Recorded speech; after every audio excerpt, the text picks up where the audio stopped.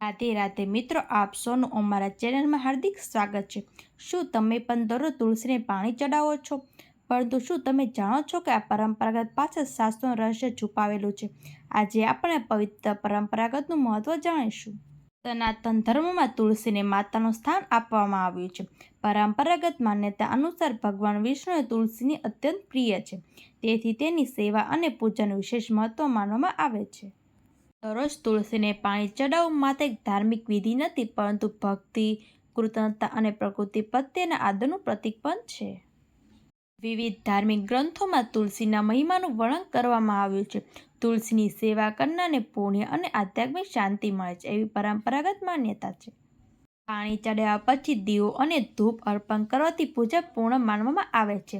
આ સમયે ભગવાનનું સ્મરણ કરવાથી મન એકાગ્ર બને છે। તુલસી અને ભગવાન વિષ્ણુ સંબંધ ભક્તિનું અનોખું પ્રતીક છે, તેથી વિષ્ણુજીની પૂજામાં તુલસીના પાનનું વિશેષ મહત્વ છે। તુલસીજીની પૂજા દરમિયાન ઓમ નમો ભગવતે વાસુદેવ અથવા ઓમ તત્સય નમઃ મંત્રોનો જપ ભક્તિભાવથી કરવો શુભ માનવામાં આવે છે। જે ઘરમાં તુલસીની નિયમિત સેવા થાય છે તે સકારાત્મકતા, શાંતિ અને ધાર્મિક વાતાવરણ અનુભવાય છે, એવી લોક માન્યતા છે। તુલસીજીની નિયમિત સંભાળ રાખવાથી છોડ સ્વસ્થ બને છે, હરિયાળી પ્રકૃતિ પ્રત્યેનો આપણો પ્રેમ પણ દર્શાવે છે। તુલસીજીના ફેરા કરીને ભગવાનને પ્રાર્થના કરવાથી મનમાં નમ્રતા અને સમર્પણનો ભાવ વધે છે। સાચી ભક્તિ માત્ર પૂજા સુધી મર્યાદિત નથી, સારા વિચારો, સારા કર્મો અને દયાભાવથી જીવન જીવવું પણ ભક્તિનો એક જ ભાગ છે। આયુર્વેદમાં તુલસીને અનેક ગુણોથી ભરપૂર માનવામાં આવે છે, તેથી ધાર્મિક મહત્વની સાથે આરોગ્ય માટે પણ ઉપયોગી માનવામાં આવે છે।